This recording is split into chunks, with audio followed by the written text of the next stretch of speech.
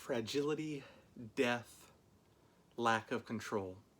In a moment like this, the global pandemic of coronavirus, these rise to the surface.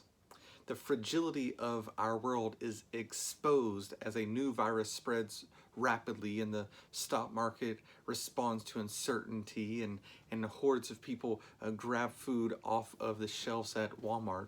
And in this, our sense of normalcy also flies off the shelf. A fear of death surges through our bones as we assume that we would live a few more decades with no problems. And this fear challenges our staunch convictions and beliefs about life and life after death. Our lack of control is exposed and we feel helpless. Often we respond in anger towards others, or we isolate, or we hoard things to feel some sense of protection.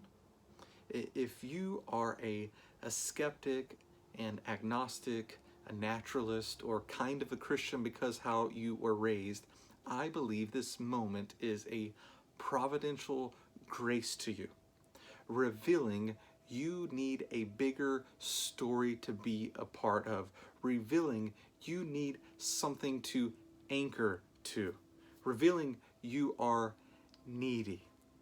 When the day-to-day of life is normal and safe, we rarely ask deeper questions about our souls, our beliefs, our future. Might this be the time to ask those questions? And might Christianity have something to say to you in the face of fear, death, fragility, lack of control? The Christian story is not one of being strong so these don't affect you. The Christian story is good news, the good news of a person being weak to rescue you. A meek person who lived in your shoes and knows your suffering, a person who died to kill the fear of death in you, a person who exposed your lack of control, exposed your independence, your distrust, your unbelief, your defiance, your sin, a person who took your sin upon their shoulders to give you peace. The Christian story is the only story where the hero suffers for the villain at the hand of the villain. The Christian story is the story of this being the Father's world. He created it beautifully. We marred it by our sin, and He is redeeming it through the work of His Son, Jesus. And one day He will put it to end. All death, all disease, all sin.